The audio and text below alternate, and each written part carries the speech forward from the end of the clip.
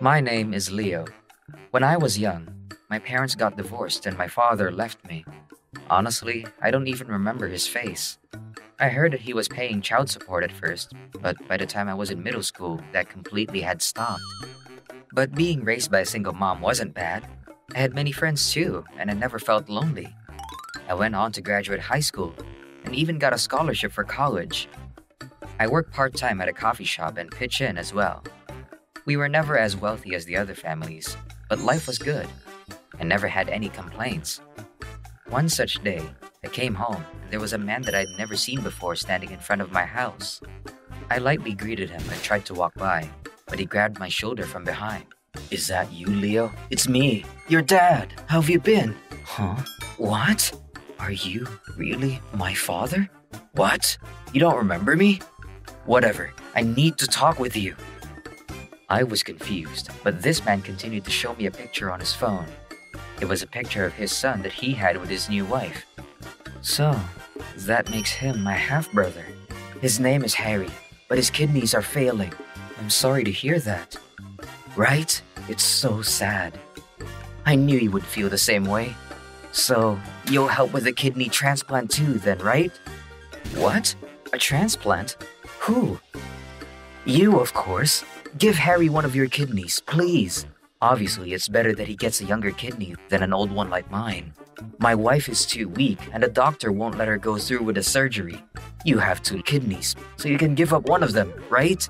Does this guy think he can just show up like this and ask me for a kidney? I was awestruck. When I heard a voice yelling from behind, I turned around to see my mother, who was usually a bubbly woman, furious with rage. You don't even pay child support! Don't you dare even try acting like Leo's father's! Stay away from him! She slammed the door and locked the chain. I got a call last week from him about the kidney transplant. And I already told him that there's no way I'm letting you do that. I can't believe he still came here, though. I'm sorry about everything, Leo. Well, it was quite shocking to be honest, but I'm grown up already. I can handle myself. Don't worry about it, Mom. She smiled and made me dinner. Yeah, it was quite the encounter with the man who claimed to be my father. But after what my mother said to him, I was sure that he'd leave me alone. So I decided to just brush it aside. However, a few days later, he showed up again at my workplace this time. You've gotta help Harry!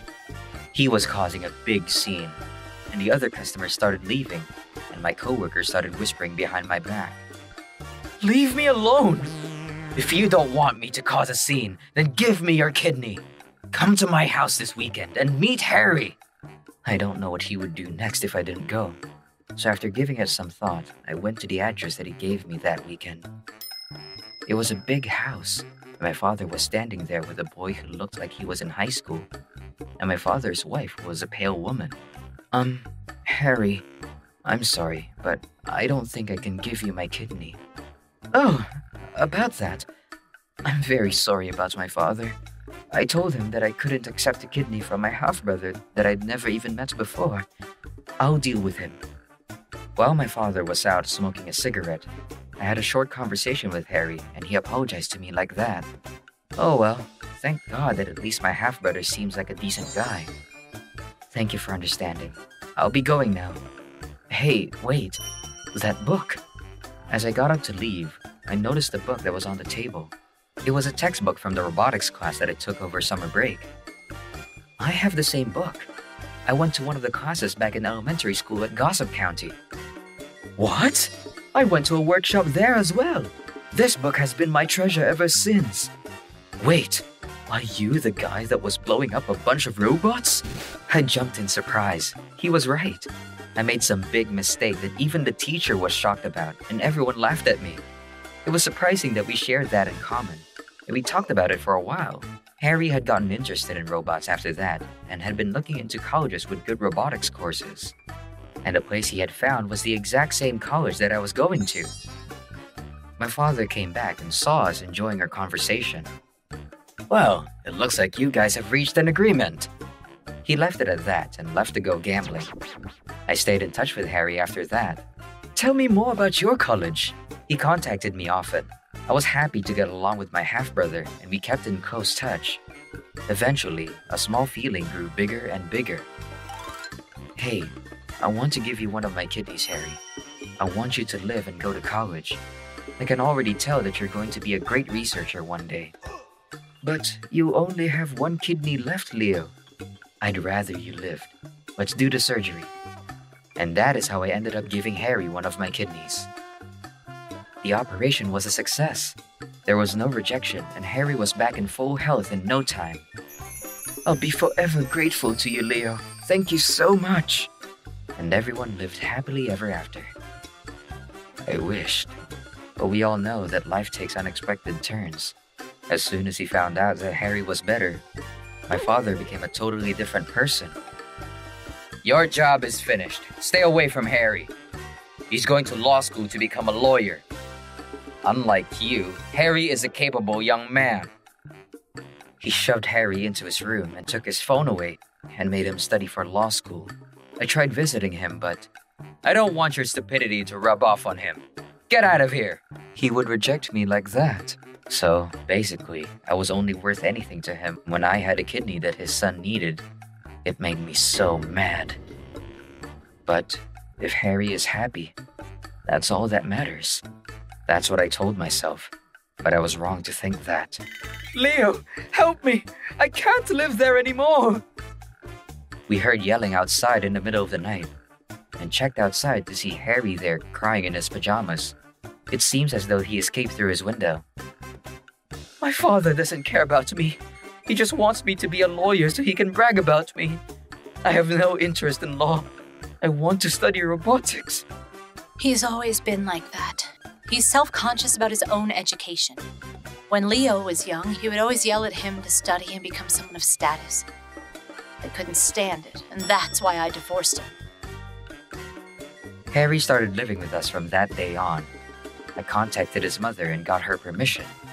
She had wanted Harry to go to a college and study what he wanted, but she wasn't strong enough to defy my father. When my father would come over, we would tell him that we didn't know where Harry was, and we kept changing pickup spots so that he wouldn't catch us. Harry seemed awkward at first, but over time, he started acting like a real brother. Our family was filled with laughter every day. About 6 months in, my father finally seemed to have given up, and we stopped seeing him around. A year later, Harry successfully made it into the same college as me, and joined the Department of Robotics as my junior, and started his college life. I was very pleased to see Harry happy, but just when everything is going well, my father has to ruin it for all of us. Hey, Leo, give me your cornea. I guess my father got drunk and fell and damaged his eye. First a kidney, and now a cornea? Are you saying that you don't care if I go blind in one eye? I wasn't the only one that was pissed at this demand. My mother and Harry seemed furious too. I'll go blind if you don't. Give me your cornea, Leo. It's time to show your gratitude towards me. Well, I didn't even recognize you at first, remember? That's how little I even remember you. And you didn't pay mom child support, right? I don't know what you want me to be grateful about. How dare you speak to your father like that? You stole Harry from me.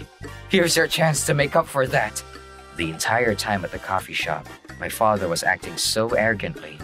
But when he saw the lady that came in from behind, he lost his words. What do you mean you haven't been paying child support?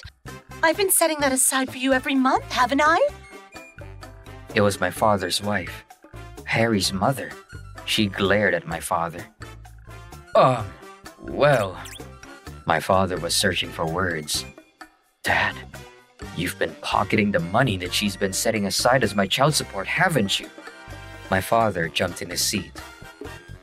Yeah, we already talked to Harry's mother and found out that she's been allocating money for child support. Harry's mother was from a wealthy family, wealthy enough for my father not to work. I've been handing you $1,000 for Leo's child support every month. But you haven't been paying it and you've been using it instead.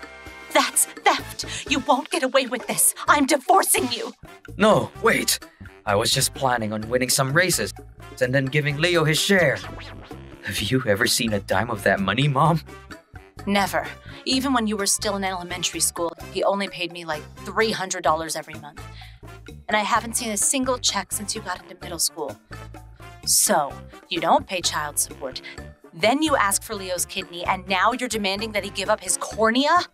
I don't know what I ever saw in you, you evil man. I wish I could go back in time and slap some sense into myself. I don't ever want to see your face again. Goodbye. And so, my father was given the boot. He had survived up until now off of his new wife's money, and now he was kicked out of the house without a penny of his own money. He was going blind in one eye, and with that personality, no one wanted to hire him. I saw him living in a cardboard box by the river the other day. Just once. "Let me live here! I'm Leo's father!" He came over, and we called the cops. That was the last we ever saw of him. Harry went back home to live with his mother, but I'm still good friends with him. Our mothers are friends now, too, and we even sometimes go on trips together. Well, I would have never met Harry and his mother if it weren't for my crappy father, so I guess I'll thank him for that. But still, I hope I never see him again. See ya, Dad. Have fun living a lonely life.